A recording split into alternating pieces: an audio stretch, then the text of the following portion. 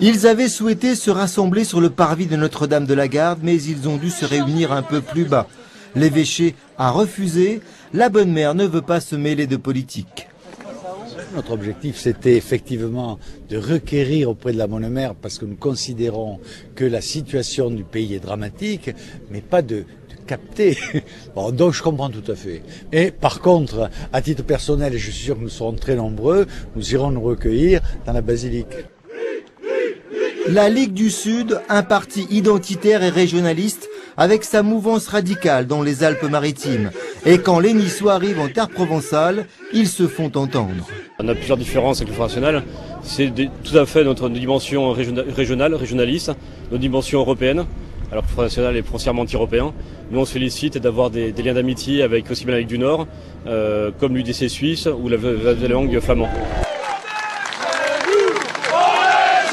Un discours politique sur fond d'identité nationale. Dans le collimateur de la Ligue du Sud, l'islam, les mosquées et la burqa. On pourrait se croire au Front National, mais ici Jean-Marie Le Pen est considéré comme un islamophile. Il s'est déclaré favorable à la bombe atomique iranienne.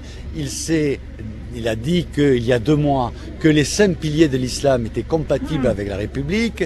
Et durant sa campagne présidentielle, il est allé dire aux immigrés que la France n'en faisait pas assez.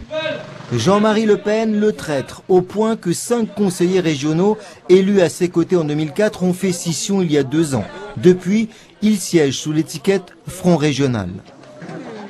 Les structures n'ont pas été adéquates avec l'ambition que le Front pouvait réaliser et qu'il avait en partie réalisé avant que les parachutages, le centralisme ne détruisent tout ce qui s'était fait localement.